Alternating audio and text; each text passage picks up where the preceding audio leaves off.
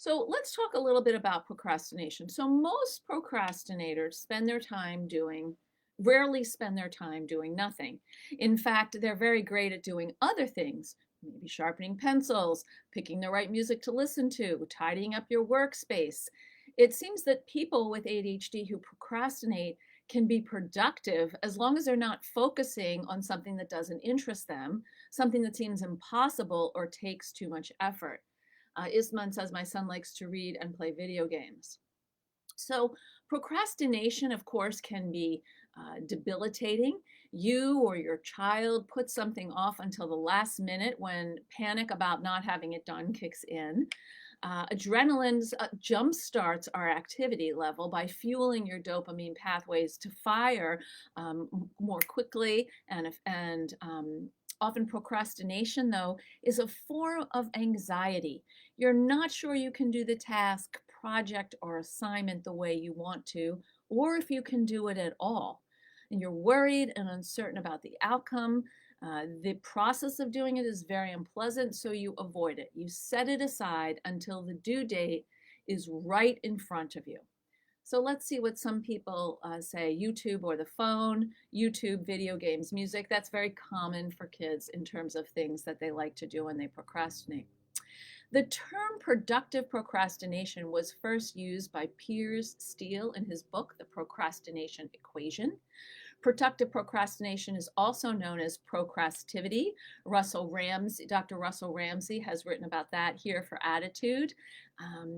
It's also known as positive procrastination or structural procrastination. And Peter says, I'm such a perfectionist. That is a form of procrastination.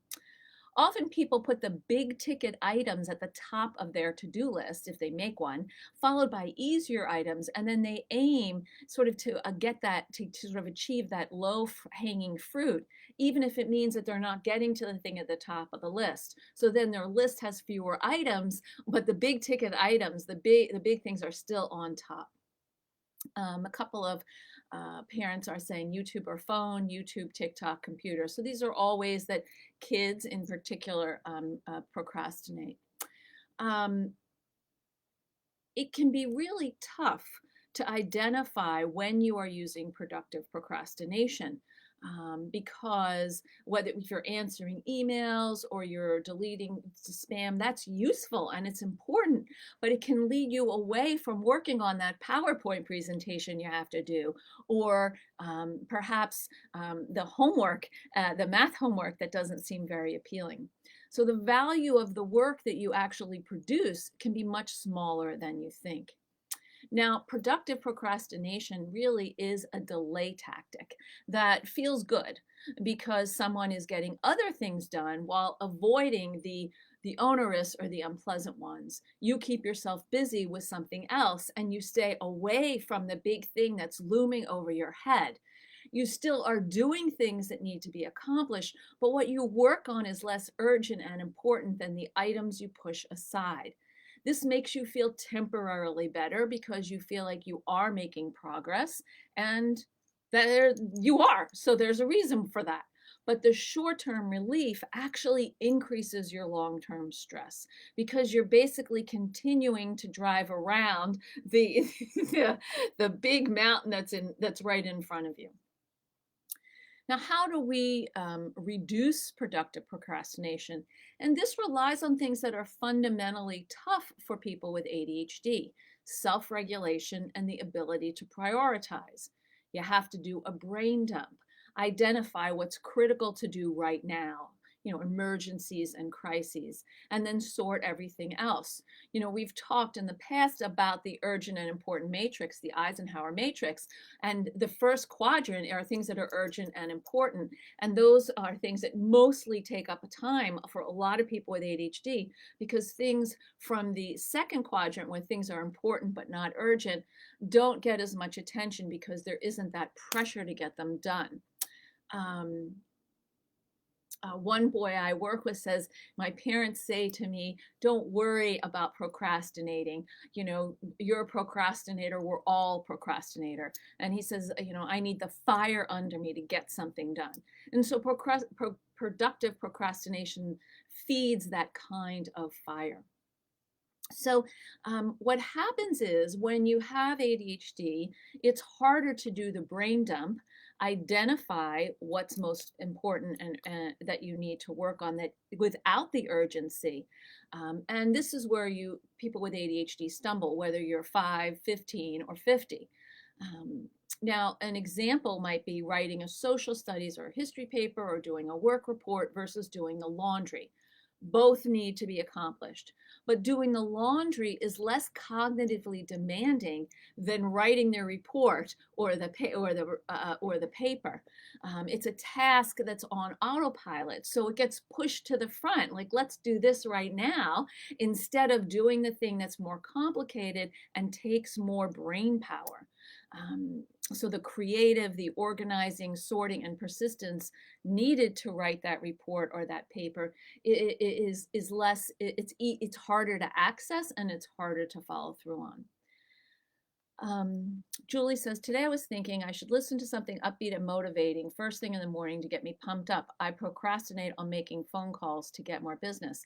Yes, Julie, that's a great idea. I think what we want to do today, what my goal is to help you all identify the ways that you procrastinate productively and what you might be able to do to interrupt that, to intervene with that. So, what are some tasks that fall under productive procrastination for you? Productive procrastination tasks usually have a time frame, like with a clear starting point and an end point.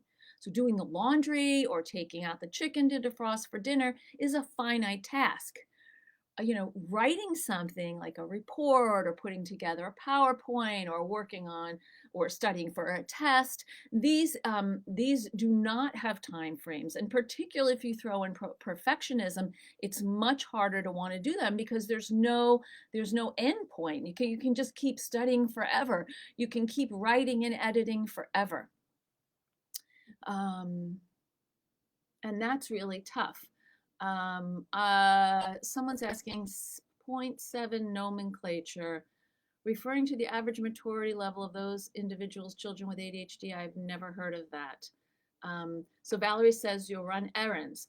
That's a fun thing to do for me, is particularly in COVID, because I get out of my house. So I'll say, oh, I'm just going to do a few errands, things that need to get done. I have to go to the cleaner. I might need a few groceries. And then 2 hours have gone by that I can't get back, and I'm not actually where I want to be. What else do other people do when they procrastinate productively? What are some things that you do? So Valerie runs errands. Anybody else? What does anyone else do? Running errands is great. Some people might like to clean. They might find cleaning up the kitchen something that they need to do. A, it needs to be done, but B, perhaps they're doing that instead of something else. They feel good afterwards because the kitchen is clean. But the actual other stuff you have to do is not being completed.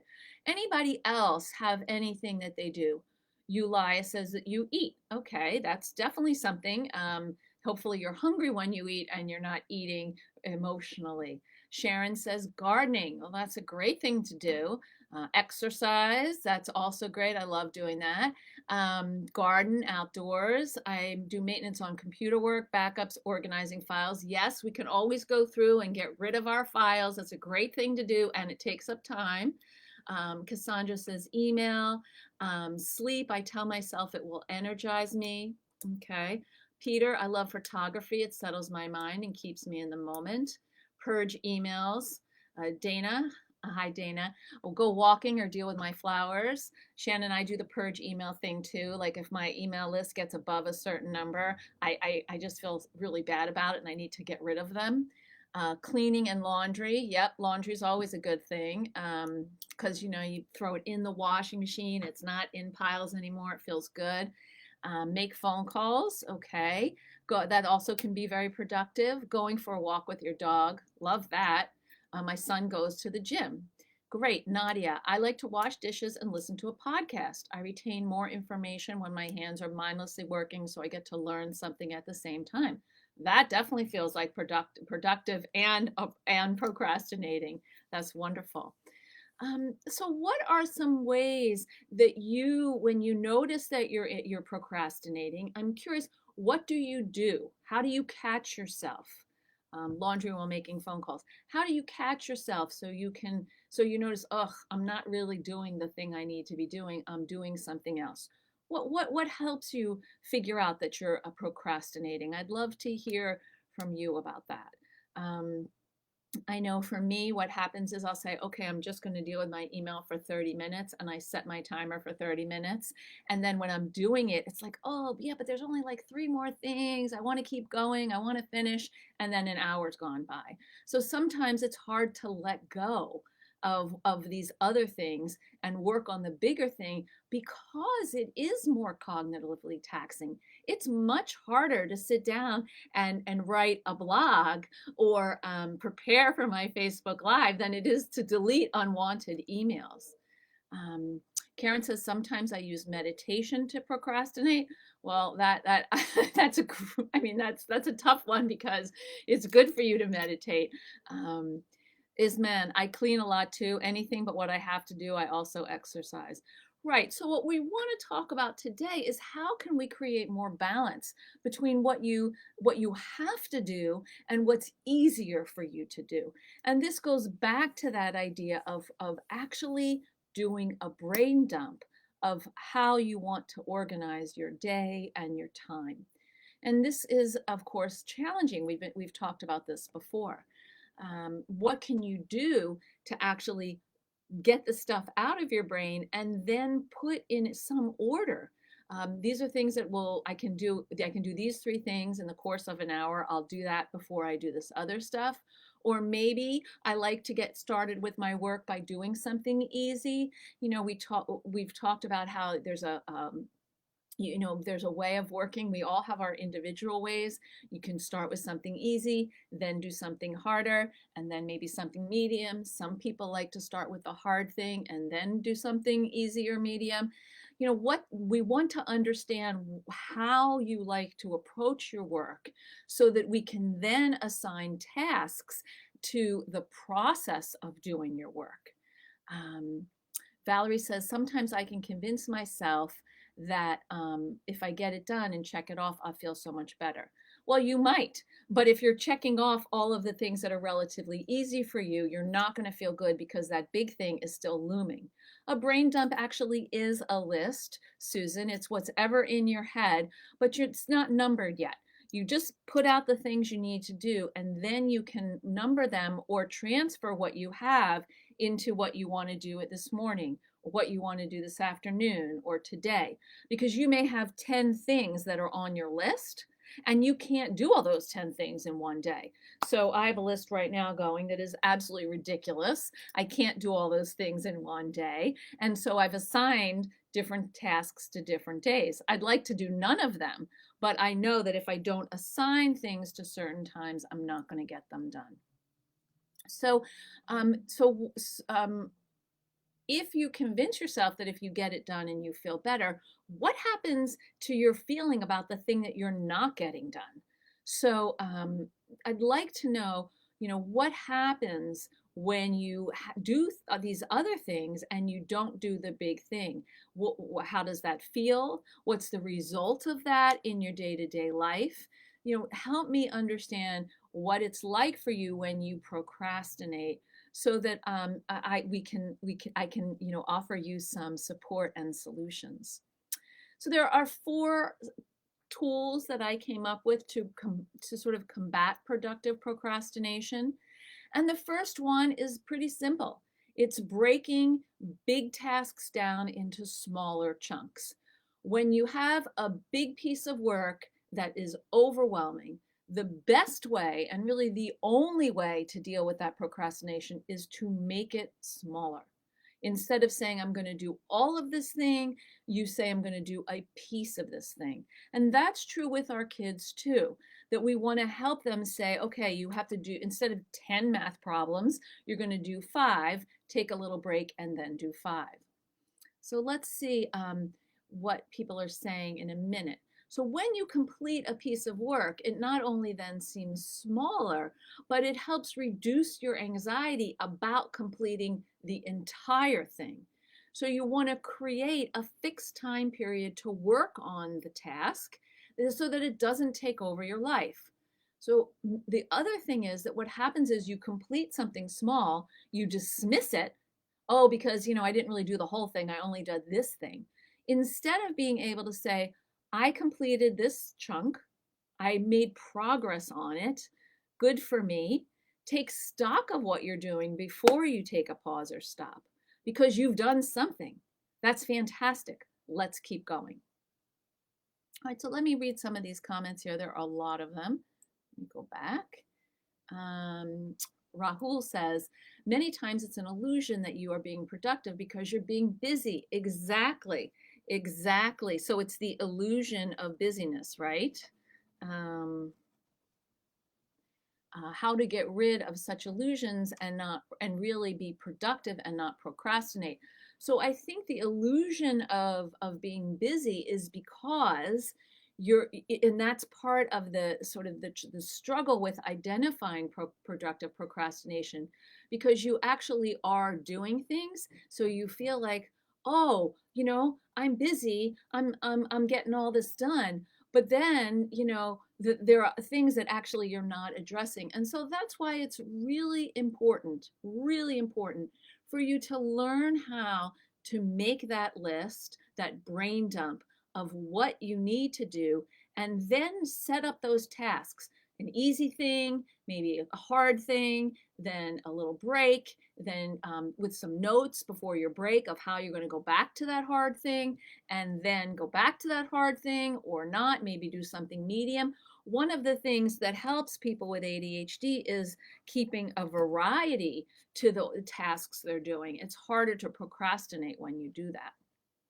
Valerie says, if I'm really good at convincing myself, I can get the least favorite thing done. It's rare, though. It is tough to do that, Valerie. Like the thing you like the least, you're going to do first. Some people can do that. Some people can't. I'm curious, when you're convincing yourself, what do you say? Because that's what we need to share here in these comments today. What we say to ourselves to get that thing done we don't want to get done, because that's where we struggle. And this goes into one of my tools, which I'll come back to, which is about avoiding negative self-talk, exaggeration, and trickery. Negative self-talk will tell you that you can't do things that you actually can and you've probably accomplished in the past. Anxiety often erases memories of courage and competence. It also distorts things and can exaggerate the discomfort or the impossibility of doing a task, particularly the anticipated discomfort of doing a task. Many people with ADHD also deceive themselves into thinking that they cannot do something because it didn't work before, without giving themselves a chance to do it differently this time. So take a minute and think about a time when you dreaded doing something and you left it until the last minute. How did that work out for you? What was the price that you paid to complete that? Do you want to do that again? These are some of the questions that we have to ask ourselves to avoid the kinds of productive procrastination we're talking about. So we have to create phrases to talk back to this part of ourselves. Say, yes, I can do this, and I've succeeded in the past. Or I've set my timers, I've planned my reward when I stop, so I'm going to get started. So Janelle says the trick to remember is to remember having a list. Yes. And I think one of the ways to do that is, I personally have two types of lists. I have a list that I keep, a to-do list on my computer, which sometimes I like to use. And frankly, sometimes I'm so tired of looking at my computer, I don't. And then sometimes I keep a paper list, because there's something very satisfying for me about crossing it off. I feel like, okay, look at me, I'm getting stuff done. I've crossed it off my list. But you may have your own system, but identify what's going to help you feel like you can take on that difficult task. Dana says, if I do other things instead of what I need to do, it stresses me out in the future. Right. And is that desire to avoid that stress a motivator for you? We want to be in a position where we know that we're going to feel bad if we don't do something. And so that's going to motivate us, to encourage us to do something, to do that thing. And we may not be able to do the whole thing, but if we get started on it, then the size of that task is already smaller, which can help us get started the second time. Susan Richardson, always that thing, big cluttered closet that never gets started or done. I think when there is a thing like a big cluttered closet, you might need a buddy to come over and have a cup of tea or coffee and have someone help you with that big thing. Maybe a family member, or if you have a grown child who's willing to do that in exchange for, I don't know, perhaps a nice meal, or a special haircut, that might help. But sometimes with cleaning tasks in particular, chores, it is helpful to have a body double. Harlan says, for me, the smaller things are typically my choice. The big tasks are typically other directed or compliant. It's the must-dos that get put off. That's really interesting, Harlan. I'm curious about why the must-dos get put off. Jen says, definitely trying to break cycles of irrational guilt when I can't do everything, which of course results in burnout. Gotcha on that one. Obviously developed clinical anxiety due to late diagnosis. Understandable. So yes, one of the things, and Jen, maybe we can talk about this or set this up for a Facebook in the future, is particularly women, the guilt that people with ADHD feel because they're not able to do X or Y, and their kind of irrational fear of disappointing others, and how that kind of can get into this really negative shame spiral. Christina says, 5-minute break after 25 minutes before doing something, otherwise I lose track of time. Good for you, Christina. Do you set a timer for that, for both sides? Like when it's time for your break, you set that, and then do you have a second timer for when it's time to go back? The Pomodoro Technique, 25-minute chunks, is a favorite among our ADHD experts. Thank you, Annie. I love that. Dana, you just have to keep talking to yourself and keeping yourself on track to get it done. Right, and that's really an important thing for both adults and kids with ADHD, is that ability to talk yourself through things. Isman, I find that getting the big thing done first helps me. I only put 3 things on my list per day, so that way, if I only get one thing done, I feel I accomplished something. Wow, Isman, this is great advice for people, because I don't know about other people, but I put way more than 3 things done on my list, and then I don't feel like I'm accomplishing things. So that is fantastic. I love that. Thank you so much for sharing that.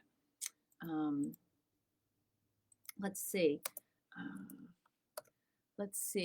Valerie, I give myself a pep talk and remind myself that I'll have less anxiety when I get it done. And it will feel so good to tell my husband, I got this done today. I like the praise. That's fantastic also. Karen, Louise, yes, I use lists a lot, but on my phone mainly because it's always with me. Right, and that's the beauty of living in the 21st century, right? We can carry that phone with us. We know where our phone is, whereas pieces of paper get lost. You're welcome, Susan. Valerie, I always complete all the little things first. Then I can hyper-focus on the big one. It's hard to do things in a prioritized manner. It's interesting how hyper-focus can be so helpful for so many people, because you do the little tasks and then you have an open stretch of time to really dive in and stay with that big task. Valerie, if my husband helps me get started, it's less daunting. I never want to do something if he tries to get firm with me. Then I dig in. I understand his frustration, but the firmness makes me resist more. This is interesting, Valerie. I wonder if any of you who are parents of kids with ADHD have this experience, that the more you get firm with your kids, the more they dig in and don't do it. I'd like to hear about that, because I'd like to offer some support and interventions. Karen Louise, as I get older, I'm learning I can't wait until the last minute like I did when I was younger because I physically don't have the stamina to grind it out. That's such an important insight, Karen. I think that as we age, we do have less energy, and that cortisol, that adrenaline, in Chinese medicine over time, it diminishes. So, the kidney energy, I think it's called in Chinese medicine. So, we want to protect our stamina. Vicky, I have a similar issue without an external deadline. I think perfectionism is the reason for me or feel of failure. Right. And so it's hard when you don't have an external deadline to put that deadline on yourself, which is why, school is very helpful for kids with ADHD because the external deadline is built in. Or your boss says, I need this by Friday, the deadline is built in. The challenge is how do you assign the time to make it to that deadline? Dana, haha, I'm paying the price right now for not cleaning everything off my floor since my carpets are getting clean tomorrow. My friend is wanting to do something after work tonight. If I had everything clean off my floors days ago, I wouldn't feel so bad about doing things with my friend or be staying up till 2 a.m. cleaning off your floors. I get you, Dana. Harlan, the must-dos get put off because I think they are must-dos. Ah, interesting. I think this is my ODD in full-time mode.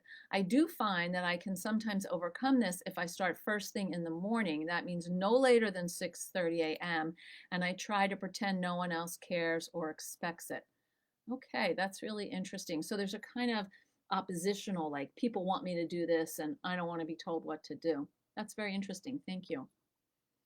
Um, Valerie, yep, they do it too. Yes, your oldest and yourself. Is that the defiance?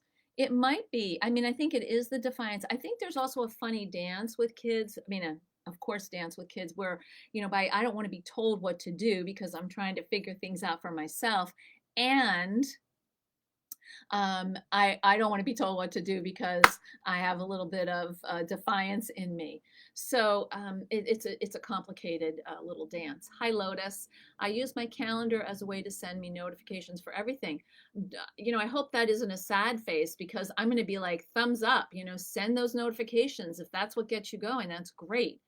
Peter says, I have the same issue, except I hate conflict and essentially freeze up. I see. Tasks and appointments. If I keep asking my daughter to do something, she resists and then gets angry. Right. And so what we want to do with kids with ADHD, particularly teenagers, is we want to talk with them about how they want to be reminded. Because we want to avoid becoming a nagging machine or a reminding machine, right? They think we're nagging, we think we're reminding. So instead, what we want to try to do is say, okay, look, I noticed that you need some cueing. You need some help remembering what the thing to do is. I'm willing to do that for you, but I don't want to have an argument. So what language would be best? Or do you want to post it? Or do you want to text? Usually kids, we need to have eye-to-eye contact because otherwise they're just going to continue to do whatever kind of procrastination activities they're already doing. Cassandra, yes, my daughter digs her heels in up to her armpits. Wow. That's a long dig when we're firm. I was always that way too. Who am I kidding? I still am. Okay. I think we should do fear of failure, Annie, as a dedicated Facebook Live topic. I think that's a great idea. Julie, what's really tough about being self-employed, which is the perfect job for ADHDers, but then we struggle with doing the tasks and jobs we know we need to do in order to be successful in business. It is an interesting kind of conundrum because the beauty of being self-employed for people with ADHD is that you can set things up for yourself the way you like them, and you don't have to sort of you don't have to sort of listen to a boss, and you can do work that actually makes sense for you in a way that makes sense for you and is meaningful for you. But it can be challenging to kind of keep up and organize everything. Harlan, it even activated me when you asked me for more from my earlier comment. Ha ha. That is very funny. Ha ha. Okay, wait. I have missed some comments. I think something happened and they went away. Okay, so I am still interested in hearing what you have to say because I could not see this connection between ODD and until now. Thank you, Anne. So let's go back to some of these tools. Okay, so the first tool is we're going to break down big tasks into smaller chunks. The second tool is addressing your mood. Okay, I don't know about you, but for me, because emotional control is one of my challenges, if I'm not in the mood to do something, I have to work a little extra hard to get myself in the mood. Some of you said like you might exercise or you might, meditate or listen to music. So you may not want to do something because you're not in the mood. And emotional control and starting anyway is what's called for. With a smaller chunk of work, your goal and a set start and stop time, you may find that it's easier for you to summon the motivation to begin.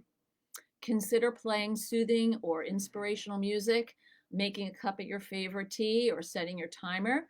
The mood may never exactly arrive, and that's okay. You still need to do it anyway. If you can't make a plan, if you can't do that, if you can't make a plan, and get some assistance from a friend or family member or work buddy to help you talk about what's bothering you, so you can sit down at your desk.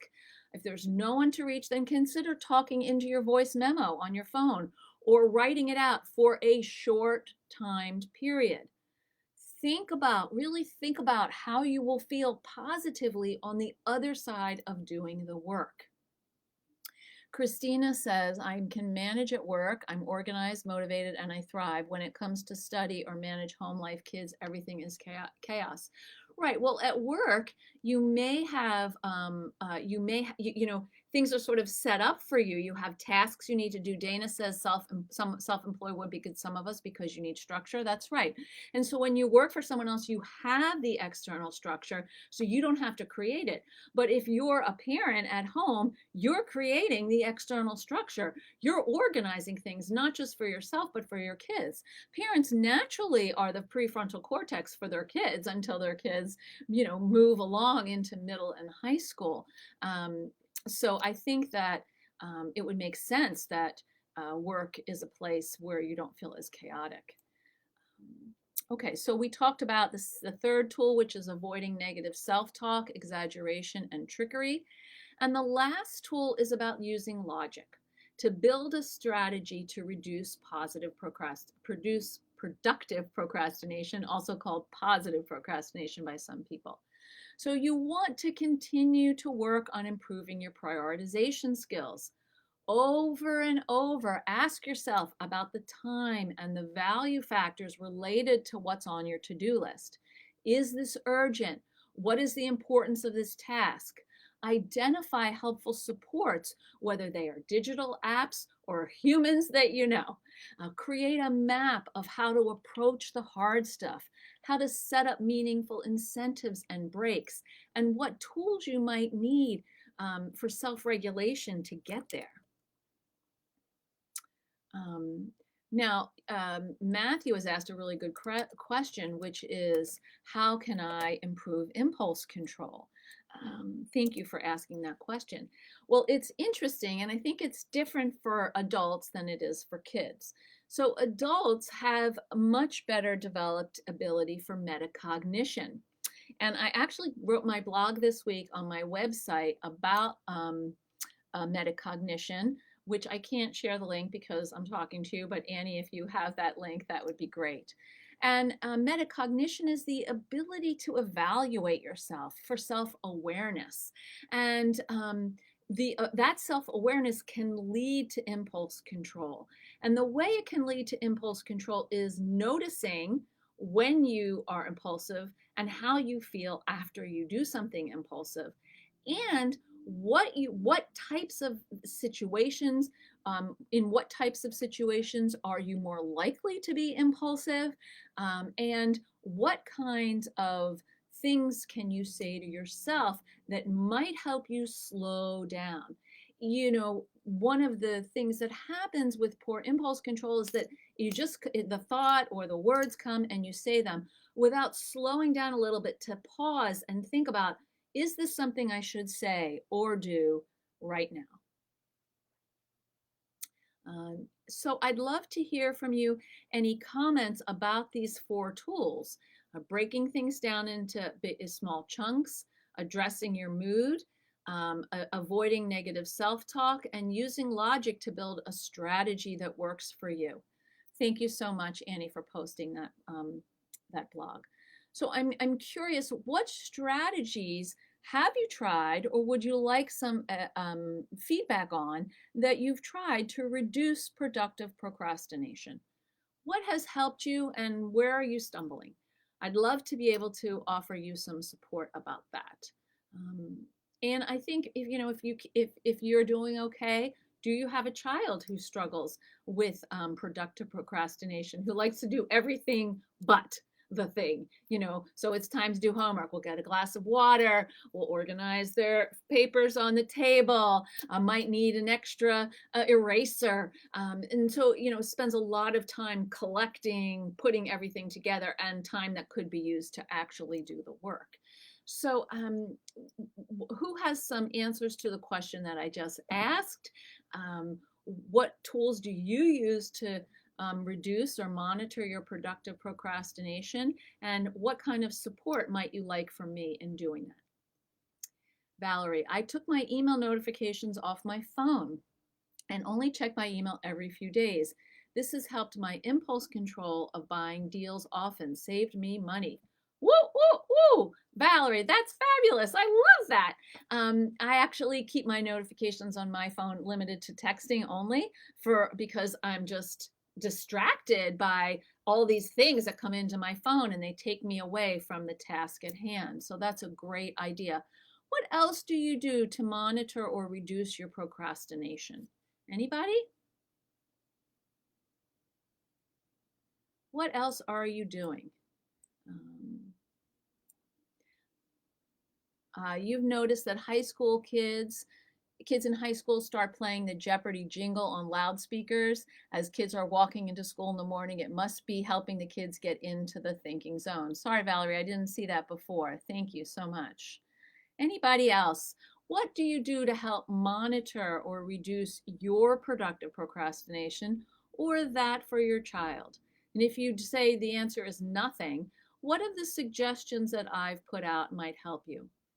Peter says, I try and use positive emotions and recognize when any come through the day because of pretty bad negative self-talk. Thank you. Yulia, no answers. How do we help ADD kids implement strategies? I tried to get my son to listen to this lecture, and hold on a second. And then he ran away to write a story while before he was procrastinating and not writing a story. High school, so hard. It is hard.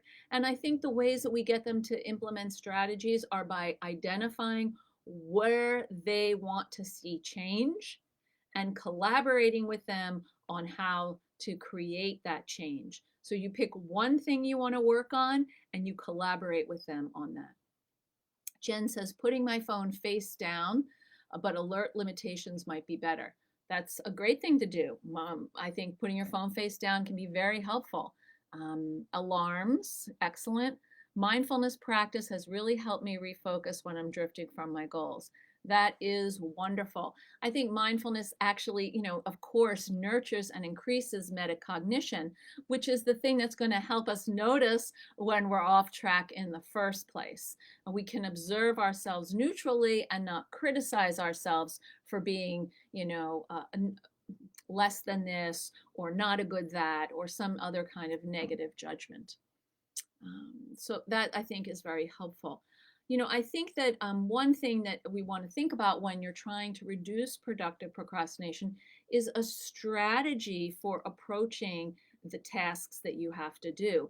And if you like to do the little tasks first or the easy tasks, then put a time limit on those, because otherwise your whole day will be taken up by those tasks that are less cognitively demanding, and you won't get to the things that actually require your thinking and dedication.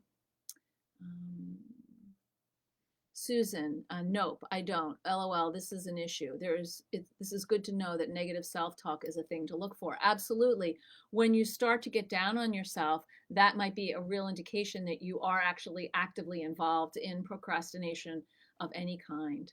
Christina, removing notifications from all social media apps has worked for me. Fantastic. Harlan, I try to never let my feelings about it be my selection guide. Logic and being scientifically efficient seems to get me past most of the sticking points. Great. Dana, I'm on ADHD meds, so I can tell when it starts leaving my system because I'm done around 5 or 6 p.m. Hard to get things done in the evening. Can't sit still on the weekends because I still am in front of a computer all week long. Yeah, I hear you. Struggling to get important things done. Right, so maybe it would be helpful to just, I think someone suggested making a list of 3 things rather than a huge list, and have maybe 2 easies and 1 difficult so that you can feel like you're making progress.